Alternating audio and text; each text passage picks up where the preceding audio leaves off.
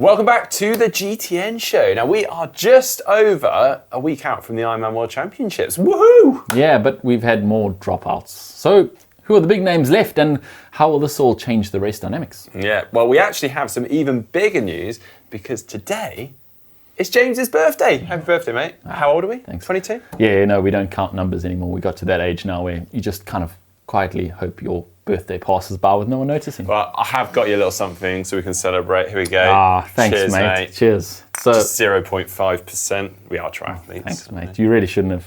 These were just a free sample, weren't they? Yeah, maybe.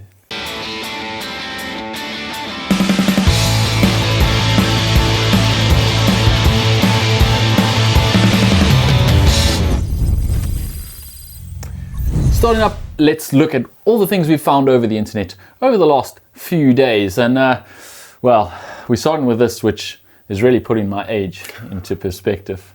So, Mark and I had a bit of fun over the weekend in different places, but very similar levels of pain. Heather, myself, and two guests headed down to the only, as far as we know, mixed relay for the general public in the country. And it was a super sprint mixed relay, much like they did in the Olympic Games, as you may have seen in Tokyo. And you won. We won, yeah. And in order to do that, we had to beat some kids.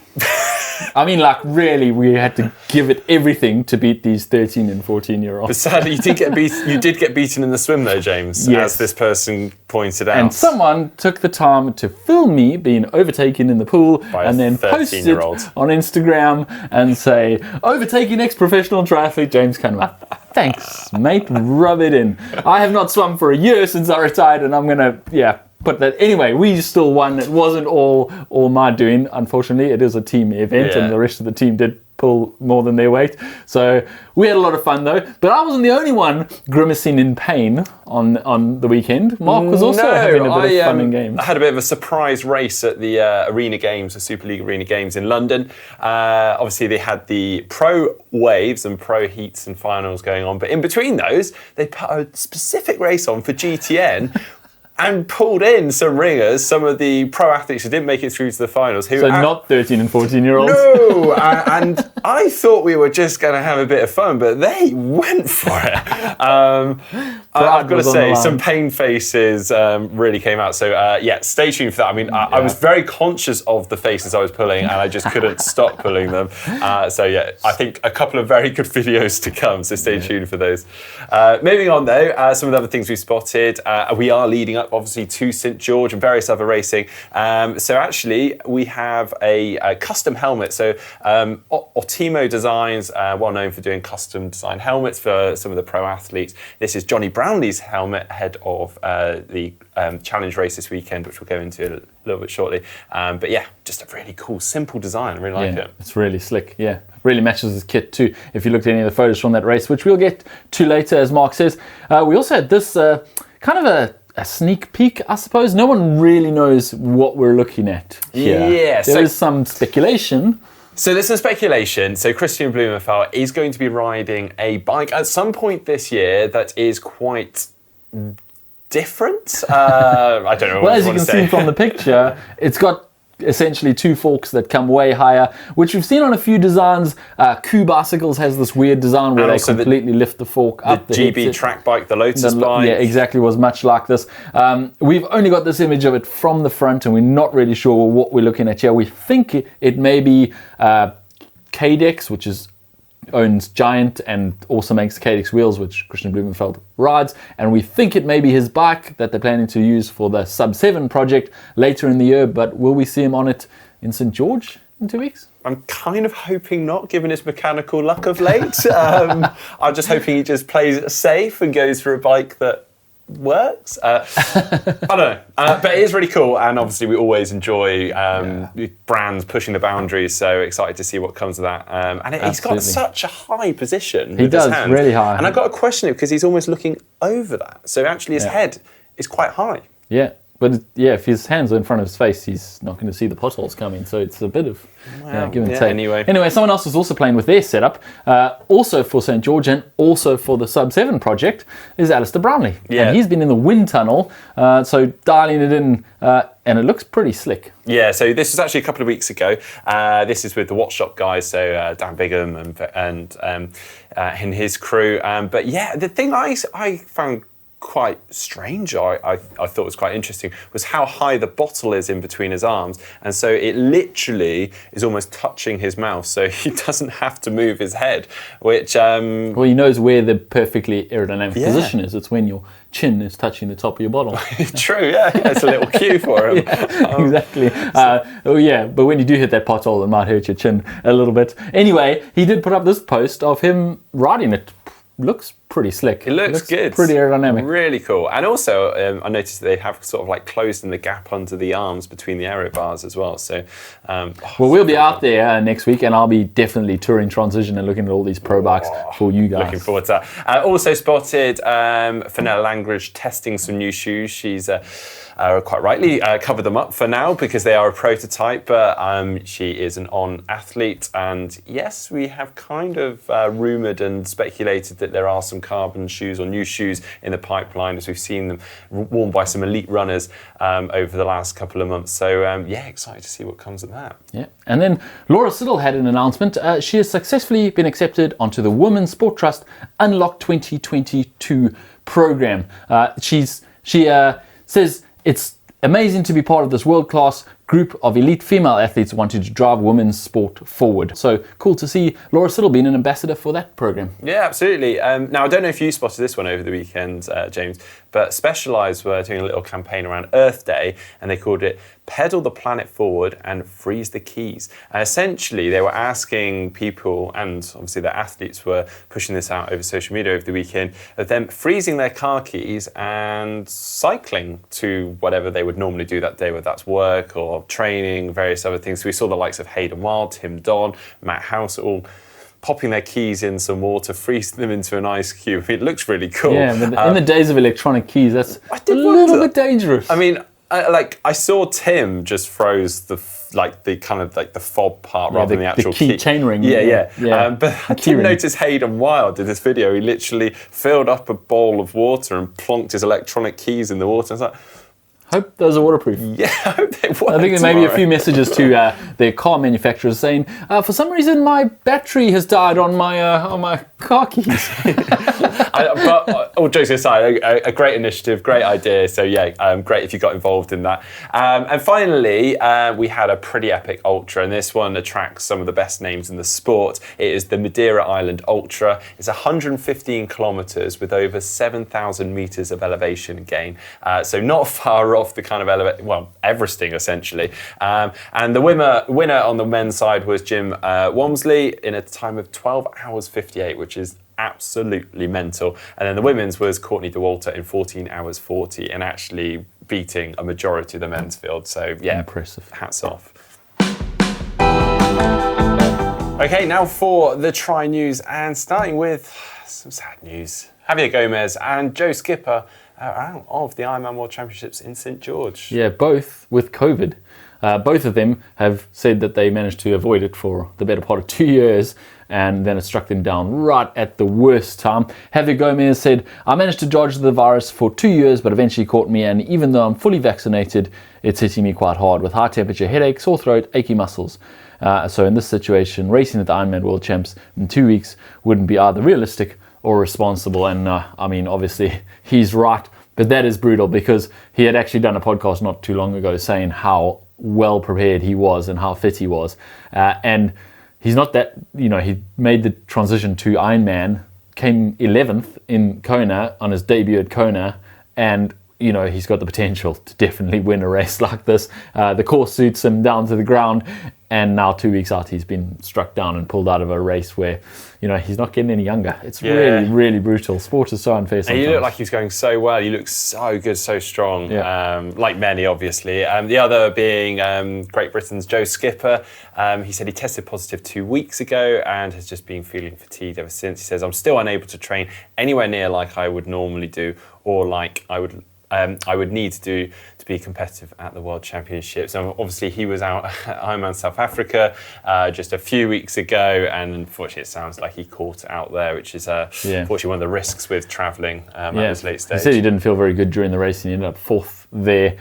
You've got to question whether it was already maybe in his system. Yeah. But even if not, obviously brutal for him. That was a bit of a risky move, I suppose, travelling to South Africa during the times of COVID, 5 weeks out from the World Champs. But I think he knew it was a risky move. But yeah, it struck him down, and we don't want to see someone removed from the World Champs like that. It's really frustrating. No. So obviously another two notable athletes not able to compete in the upcoming Ironman World Championships, and I guess it begs the question, will this Ironman World Championships be the Ironman World Championships with an asterisk beside it? Yeah, I mean, it was building up to be a really big race with these big names all going head to head after not being able to race against each other for like 2 years. And now it's kind of, well, I don't want to say deflating, because it is still going to be a big race and there are still big names and the winner will still definitely be a legitimate Ironman World Champion. But is this always going to have an asterisk next to it and go like, well, half the fields weren't there because it wasn't in Kona and it was the beginning of the season and half the people had COVID, and asterisks, they were world champion on the year that no one was at World Champs. Yeah, so we're down to a much smaller field than we normally see. So on the women's side, we've got just 33 women. On the men's side, just 42 men. That's presuming they don't bring in replacements at this late stage. Now, I'm going to say, actually, this is my feeling, actually, I think this makes it even more exciting, because actually you're removing some of those normal key players that you'd ordinarily see, and actually it totally changes the race dynamics. So actually we could see a totally different race, obviously a totally different course, suits different athletes, and then suddenly, I don't know, certain people missing, it could be really fun. Yeah, absolutely. I mean, if you know people's strengths and weaknesses like you do with these big names, Gomez is going to get off and be a solid runner, so you can mark him on the bike, where you are in the overall standings of the race. He's not there. Is this guy barking too hard and dropping everyone and going to hang on for the run, or is this just a flash in the pan? And well, James, I've got the start list here because I thought it'd be fun. Mark with our predictions. So I've just very quickly listed out who some of the key players. So let's start on the men's side. So swimming. So Alistair Brownlee, Andy Potts, Daniel Bakkegaard, Carl Smith, they're all going to be the sort of people that we'll see maybe breaking ahead on the swim. You might be questioning why I'm not saying the Norwegians. They're not normally up there with the likes of Alistair Brownlee at the swim. So but the question is, does Alistair Brownlee just sit in the group with them, or does he actually stick it to them that early in an Ironman? Yeah, this is Alistair Brownlee. I don't think he will do that. I think he'll go for it. I hope so. Then obviously the big bikers, we've got the likes of Sebastian Kienle, Lionel Sanders, Sam Long, Cameron Worth, Andreas Dreitz. It feels like there's so many Uber bikers these days. A few years ago, there was like 1, 2 Uber bikers who you knew might blow past everyone and people would try and sit on them. And now it's like, well, 7 or 8 of these guys could be considered Uber bikers who just ride away from everyone. So that's hard to predict. But you're missing some of the big names like the Jan Frodeno that might sort of dominate that group and take over, and the Patrick Langer trying to chase through. So that's really exciting. Then on the women's side, we've got someone like Fenella Langridge, quite a strong swimmer. There'll probably be a couple of others with her that be able to potentially break away. The interesting thing will be who comes out first on the swim in Laura Philipp, Daniela Ryf, Annie Haug, because we saw recently actually Daniela and Laura came out just a second apart in 70.3. If they come out together, that's very exciting. But I predict that is exactly what's going to happen. Yeah. I think you're going to get Laura and Daniela coming out, maybe also with someone like Elisa Norden, and they are going to all try and bike as best they can to put time into an Annie Haug, who this run and maybe even the back end of this bike with the hills is really going to suit. So they need to put time in as early as possible, and then we're going to see the race, coming down to a thriller at the end of the run. Like some ITU tactics, like really early in the bike, trying to literally break away. Yeah. That's disgusting. We hope so, because we're heading out there and we're going to be watching it live. Mark will be sitting here and watching it on his computer into the late night. But we did actually do a preview video on this. It's unfortunately dating really quickly as people keep pulling out of it. So there's a few asterisks in that video already, because we thought Jan Frodeno was going to be a major player when we filmed that, and he pulled out just as we were filming it. And now a couple more, as we've said. But still very much worth the watch. And also a pretty in-depth look at the actual course, which is obviously what everyone is really up against at this World Champs. It's a new course, never raced a World Championships on it. In fact, never raced an Ironman on this particular course. So that's what's really going to be interesting at this race, how people deal with the course. Yeah, as you can tell, we are very, very excited about that one. Moving on, World Triathlon are yet more helping and supporting the Ukrainian athletes. They've actually put forward $40,000 US into a fund to support the athletes in 2022. And they've also said that Ukrainian athletes are expected to be able to participate or take part in the Championship Series season in Yokohama thanks to financial support from the Japanese Triathlon Union. Yeah, the Japanese Triathlon Union said they're stepping up and they will invite and support those athletes to come and race WTCS Yokohama on the 14th and 15th of May. So obviously they can start their elite season, and then WTS, actually the World Triathlon, actually saying that they will support them throughout the rest of the season. Amazing. So they can keep training and going to these events for the rest of the year, those Ukrainian athletes. All right, now on to What the Tech. And Canyon are at it again, this time 3D printing aluminium bikes. Yeah, so they've got this new technology where they basically 3D print it by shining a laser into an aluminium powder, and they can therefore form any shape they want. As you see here in this mountain bike with a pretty radical design. They say it's about recycling and being sustainable in the developmental process. Well, yeah, apparently they can recycle the material and reduce the amount of waste, but apparently they're still keeping the quality there. I mean, I've got to say, typical Canyon, it looks really cool. Yeah. I quite fancy that one. Whispers that that's the future of all bike making technology. Well, watch this space. And now it's time for your race news, and we had some pretty exciting racing over the weekend. The second major Ironman of the year, Ironman Texas, of course 2 weeks before the Ironman World Champs. Not exactly a fully stacked field, but still some pretty intense racing. We actually had Richard Varga and Sam Ledlow leading out on the bike and really putting time into people before a flying on his debut. It's pretty impressive. Magnus Ditlev on his debut caught up to them and started putting time into them before he got a puncture, and took him a while to fix it, like a solid 8 or 9 minutes by the looks of things. There was this video of him on Ironman's Twitter of him being very frustrated trying to fix his puncture. Obviously no support vehicle in sight, but by the last 10 Ks of an Ironman they generally are somewhere out on the field fixing someone else's bike by that point. He did get back on his bike, he did get going again, and he actually got going right next to Ben Hoffman, who was about 7 minutes behind that leading pair of Richard Varga and Sam Ledlow. They then got onto the run and basically ran side by side almost. Ben was a little bit ahead, but they both reeled in those leading two, and coming down into the last 6 miles, they were neck and neck, side by side, essentially. Not what you want in an Ironman. No, and they ran side by side. Magnus Ditlev in his Ironman debut. Did I say that already?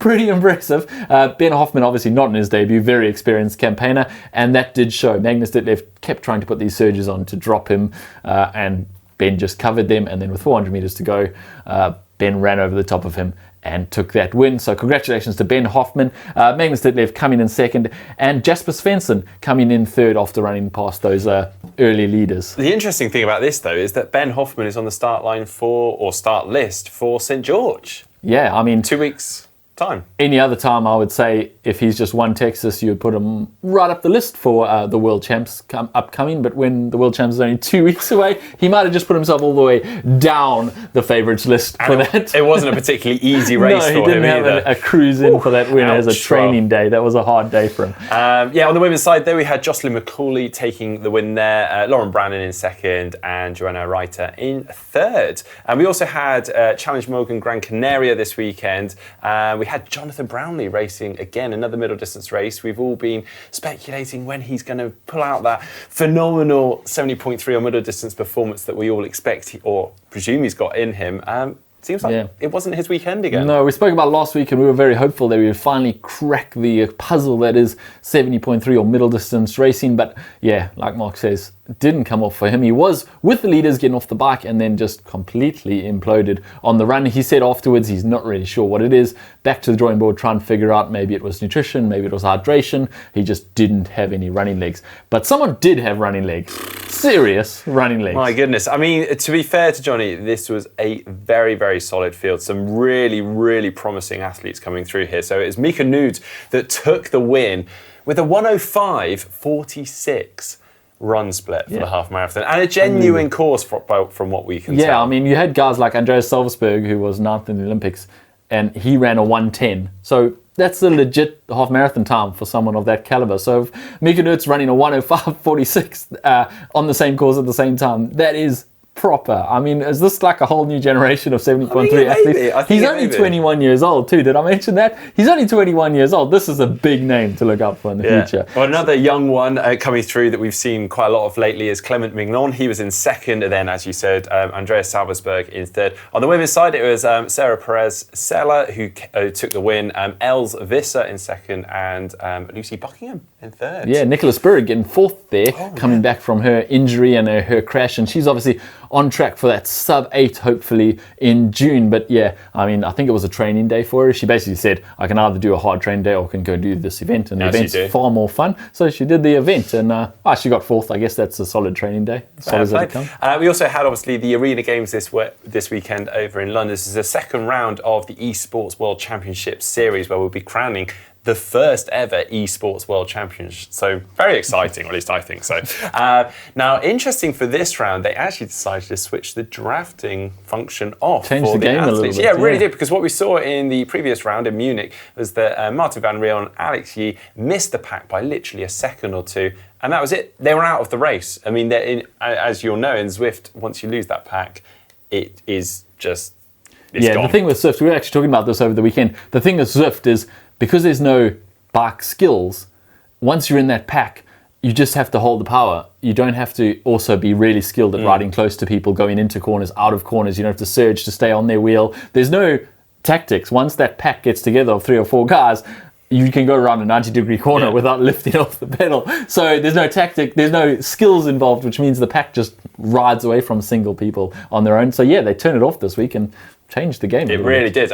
Now, for this series, they are doing a kind of a heat that they will knock athletes out, and then they qualify for the finals. So for the finals this weekend, we had a phenomenal performance from Cassandra Bogrand. She absolutely obliterated the field to take the win there. Beth Potter took second, and Jess Learmont third, with Georgia Taylor-Brown in fourth. That means, Beth Potter is still leading the table, but Cassandra Bogrand has flown up, and she is now joint first, I guess, both with 250 points, and Lena Meissner in third. Interestingly, Jess Learmont down in fifth, and Georgia Taylor-Brown in seventh on the overall rankings. So there's one more race, which is the Singapore race, happening in a couple of weeks, and that race is double the points. So what you see there, obviously they got half points for those first 2 events. It's double the points for the Singapore, so it's still anyone's title for that world title on the women's side and the men's side, actually. Yeah, now it's kind of a similar race actually on the men's side.